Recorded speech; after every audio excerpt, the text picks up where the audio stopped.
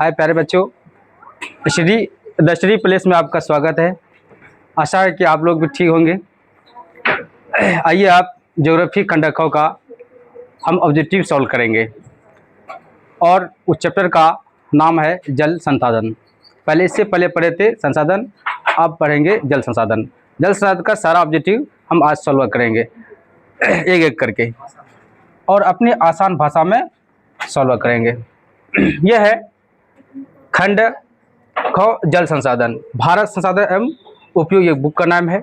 इसमें आप सभी ऑब्जेक्टिव क्वेश्चन को सॉल्व करेंगे। अरे प्यारे बच्चों, अब देखते हैं एक एक करके। पहला क्वेश्चन है, बिहार में अति जल दोहन से किस तत्व का संकेंद्रण बढ़ा है?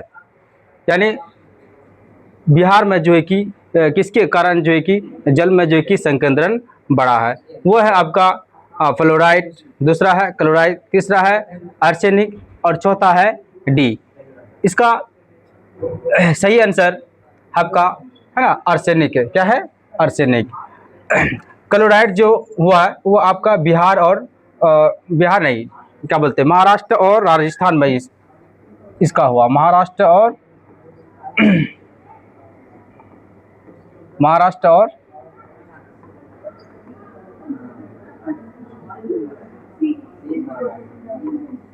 राजस्थान में, इसकी वजह से वहाँ पे क्लोराइड की वजह से इस दोनों राज्य में जो है कि मिट्टी का क्या हुआ संकेंद्रण हुआ। दूसरा क्वेश्चन है, देश में सर्वाधिक वर्षा कहाँ होती है? देश में यानी हमारे देश में जो है कि किस जगह सबसे अधिक वर्षा होती है? क्या वह मानसीराम है या पूर्णिया है या चेरापूंजी है या कोची है? क्या बच्चों इसके बारे में आप लोग जानते हैं? आइए आप इसको सॉल्व करते हैं। ये है आपका मानसीराम, दूसरा है पूर्णिया और तीसरा है चेरापूंजी और चौथा है क्या है? कोची है। इसका सही आंसर क्या होगा? इसका सही आंसर होगा ए नंबर। क्या होगा? ए नंबर। क्या होगा इसका सही आंसर? है ना, मैसेंडाम। आइए आप तीसरा क्वेश्चन को देखते हैं। तीसरा क्वेश्चन क्या है, भूमिगत जल स्तर की गिरावट रोकने के लिए कौन योजना चलाई गई है? यानी भूमिगत जल स्तर की गिरावट रोकने के लिए कौन योजना चलाई गई है? वह है आपका वर्षा जल संग्रह या वाटरशेड मैनेजमेंट या ड्रिप सिंचाई। मतलब कहने का यह अर्थ हुआ कि जो मिट्टी के जल स्तर है वो कैसे गिरावट आई है, इस सभी के बारे में जानेंगे और इसको किस माध्यम से अगर करेंगे तो सिंचाई पानी भी बच जाए और काम भी हो जाए। इस सभी के चारों को हम पढ़ेंगे। तो पहला में है आपका वर्षा जल संग्रहण, दूसरा है वाटरशेड मैनेजमेंट और तीसरा है ड्रिप सिंचाई। आइए बच्चों, इस सब का आंसर आपका डी होगा। इनमें से सभी होगा। इसमें क्या होगा? सभी होगा। ए भी होंगे, बी भी होंगे और सी भी होंगे। इनमें से जो है कि डी नंबर जो है क्या सही आंसर है। इसका आंसर सही डी नंबर होगा। 4 नंबर आइए पढ़ते हैं। प्रथम राष्ट्रीय जल नीति कब लागू हुआ? प्रथम जल नीति ना, प्रथम राष्ट्रीय जल नीति जो है कि कब लागू हुआ, इसके बारे में जानेंगे। क्या है आंसर है? जुलाई 1950, जुलाई 1985, अगस्त 1940। क्या इसका आंसर डी नंबर 1945 है? आइए आप समझते हैं। यानी प्रथम राष्ट्रीय जल नीति जो कब लागू हुआ इसके बारे में हम जानेंगे। इसका सही आंसर क्या होगा? B number. क्या होगा? जुलाई 1985। इसका राइट आंसर होगा बी 1985। आइए आप 5वीं पॉइंट पढ़ते हैं। 5वां है, विरुद्ध क्षेत्र में जल की उपस्थिति के कारण ही पृथ्वी कहते हैं। पृथ्वी कहते हैं मतलब कहने के अर्थ हुआ, जब कोई भी मिट्टी से पृथ्वी से ऊपर जाते हैं तो वहाँ से जो हमारे पृथ्वी का दृश्य कैसा होता है उसके बारे में दिया गया है। इसे इसलिए कहा गया है कि विरुद्ध क्षेत्र में जल की उपस्थिति है ना, के कारण ही पृथ्वी को कहते हैं? क्या वह नीला ग्रह कहते हैं, क्या वह हरा या फिर हरा ग्रह कहते हैं, या फिर लाल ग्रह कहते हैं, या सफ़ेद ग्रह कहते हैं? अब सभी जानते हैं पृथ्वी पे हरी होने की वजह से जो है कि उसको नीला ग्रह से नाम जाता है, इसलिए इसका आंसर सही आंसर क्या होगा? नीला ग्रह। इसका आंसर क्या होगा? नीला ग्रह। आई होप के बच्चे समय आए गए होंगे। आगे आप पढ़ते हैं। दूसरा है 6 नंबर में, प्राणियों के शरीर में कितना प्रतिशत जल की मात्रा निहित होती है? निहित यानी प्राणियों में कितना प्रतिशत जल जो है कि वह निहित पाई जाती है? क्या 55% है, या फिर 65% है, या फिर 60% है, या फिर 70% है? इसका राइट आंसर क्या होगा बच्चों? इसका राइट आंसर कितना है? 65% है। कितना है? इसका आंसर बी नंबर है। कितना है? B number. आगे आप नेक्स्ट क्वेश्चन पढ़ते हैं। ठीक है, प्रथम राष्ट्रीय जल नीति कब लागू हुआ? प्रथम राष्ट्रीय जल नीति कब लागू हुआ? पहला है अगस्त 1987, बी नंबर है जुलाई 1985, सी सितंबर 1987 और डी है अक्टूबर 1990। मतलब प्रथम राष्ट्रीय जल नीति कब लागू हुआ? मतलब कहने के अर्थ पानी का जो दुरुपयोग होने लगा तो सरकार ने एक नीति लाई। क्या लाई? एक नीति लाई जिसके तहत सिंचाई के लिए भी किया जाए, नहर भी खोला जाए और विद्युत के उत्पादन के लिए भी हो। इसी वजह से जो है कि एक नीति लाई, और वो नीति लाई कब लाई? सितंबर 1987 को लाई। ये नीति कब लाई? सितंबर 1987 को लाई। ठीक है, इसके तहत जो है कि ये लगभग जो है कि 18वीं सदी के आसपास जो है कि लाई गई, और ये इसका मुख्य काम था कि उद्योग में बढ़ोतरी, सिंचाई के लिए जो है कि बढ़ोतरी किया जाए और किसानों को जो है कि अधिक से अधिक लाभ हो। इसलिए इसका सही आंसर क्या होगा बाबू? सी नंबर, यानी सी नंबर, सितंबर 1987। आइए अब 8 नंबर को पढ़ते हैं। भूमिगत जल स्तर की गिरावट रोकने के लिए कौन योजना चलाई जाती है? भूमिगत जल स्तर की गिरावट रोकने के लिए कौन योजना चलाई जाती है? मतलब कहने के अर्थ हुआ भूमिगत जो जल है, वो जल जो है कि उसको जो कि गिरावट को रोकने के लिए क्या उपाय करें जो पानी भी बच जाए और आसानी से काम भी हो जाए। वह आपका पहला वर्षा जल संग्रह करना है ना, ड्रिप सिंचाई करना, या वाटर शेड करना, या मैनेजमेंट, या इनमें से सभी। इसका आंसर सही आंसर क्या होगा? इसका सही आंसर क्या होगा बाबू? इनमें से सभी। इनमें से क्या होगा? सभी। इनमें से क्या होगा? सभी। ये डी नंबर आंसर है। इसका आंसर क्या है? डी नंबर है। इसका आंसर क्या है? डी नंबर है। ठीक है, नेक्स्ट क्वेश्चन है, आइए आप पढ़ते हैं। इंदिरा गांधी नहर किस राज्य में स्थित है? इंदिरा गांधी नहर किस राज्य में स्थित है? कहने का अर्थ हुआ जो भारत का जो राज्य है, जो इंदिरा गांधी नहर के माध्यम से जो है कि कई तरह की सिंचाई की व्यवस्था आसान होने लगी, समझे। तो इंदिरा गांधी जब भारत के प्रधानमंत्री थे तो उन्होंने सिंचाई की व्यवस्था को सुधारने के लिए उन्होंने कई नहरें खोली।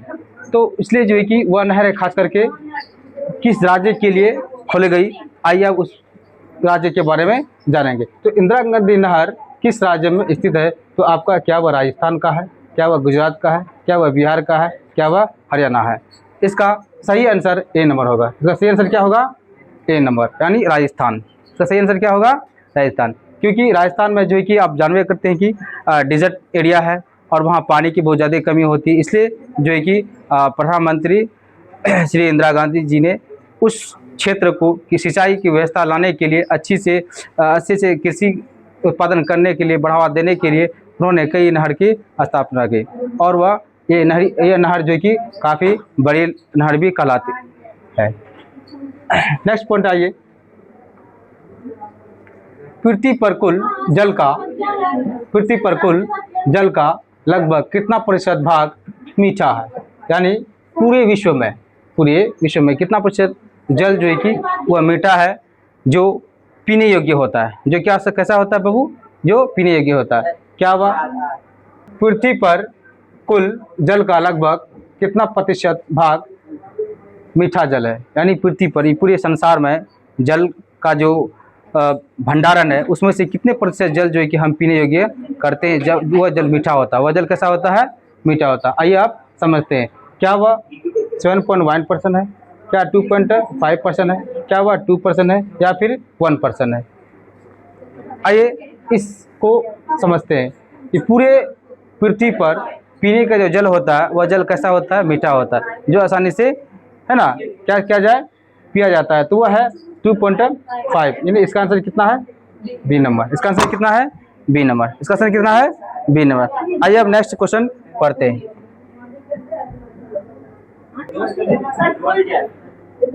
कुल जल का लगभग कितना प्रतिशत भाग महासागरों में स्थित है? यानी अभी हमने कुछ 10वां पॉइंट में पढ़े थे कि पूरे विश्व में जो है कि मीठा जल कितना प्रतिशत? 2.5। अब हम पढ़ेंगे कि महासागरों में है ना जल की कुल कितना प्रतिशत है जो महासागरों में पाई जाती है। आइए आप पढ़ते हैं, कुल जल का लगभग कितना प्रतिशत भाग महासागरों में स्थित है? क्या वह 75.5% है, क्या वह 76% है, क्या वह 96.5% है, क्या वह 90% है? इसका सही आंसर होगा सी नंबर। इसका आंसर क्या होगा? सी नंबर, यानी 96.5% ये जल जो महासागरों में पाए जाते हैं। क्या बच्चों इसको समझना है अच्छा तरीका से, और इस चैनल को सब्सक्राइब एंड शेयर अवश्य करें, क्योंकि हम लोग आप जो है कि निर्भर है। आइए आप समझते हैं नेक्स्ट क्वेश्चन।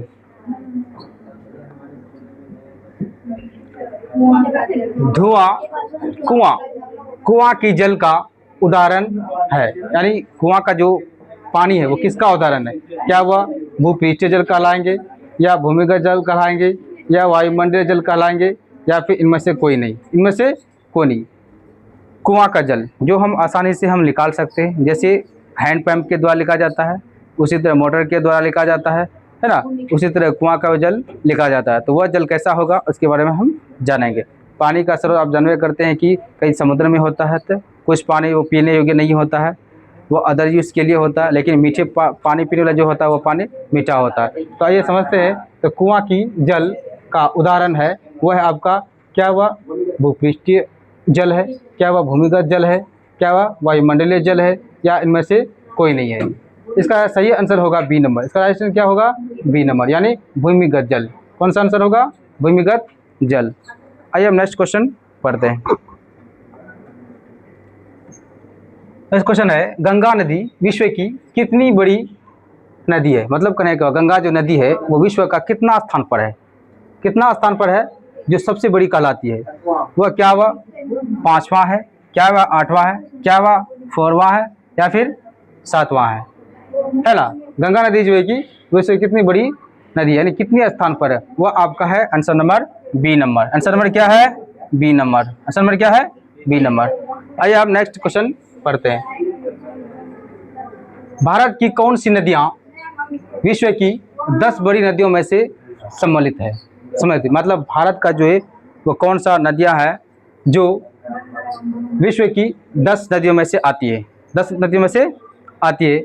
वह नदी कौन सा है? गंगा और यमुना, गंगा और ब्रह्मपुत्र, गंगा और गोदावरी, यमुना और नर्मदा। इसका सही आंसर क्या होगा बाबू? सही आंसर बी नंबर होगा।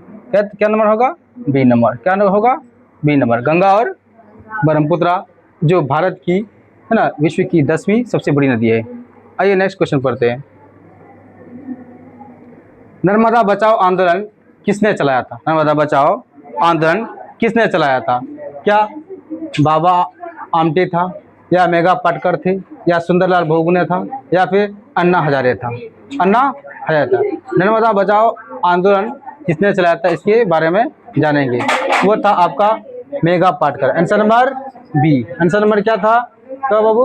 बी, मेघा पाटकर। मेघा पाटकर। आप question number next, Sardar Sarovar बांध किस नदी पर बनाया गया है? सरदार सरोवर बांध किस नदी पर बनाया गया? क्या वह गंगा नदी पर बनाया गया, क्या वह नर्मदा नदी पर बनाया गया, क्या वह ब्रह्मपुत्र नदी पर बनाया गया, या फिर गोदावरी नदी पर बनाया गया? सरदार सरोवर बांध किस नदी पर बनाया गया है? क्या हुआ? गंगा नदी बनाया गया, या नर्मदा नदी बनाया गया, या ब्रह्मपुत्र, या गोदावरी? इसका सही आंसर क्या होगा बाबू? क्या होगा? इसका भी आंसर क्या होगा? B number. क्या होगा? B number. सरदार सरोवर बांध किस नदी पर है? तो आंसर नंबर क्या होगा? नर्मदा नदी पर बनाया गया। आइए हम नेक्स्ट क्वेश्चन पढ़ते हैं। भूमिगत जल का सर्वाधिक उपयोग किस कार्य में किया जाता है? यानी वह भूमि जल जो सबसे ज़्यादा जो उपयोग होने वाला है वो किस में किया जाता है?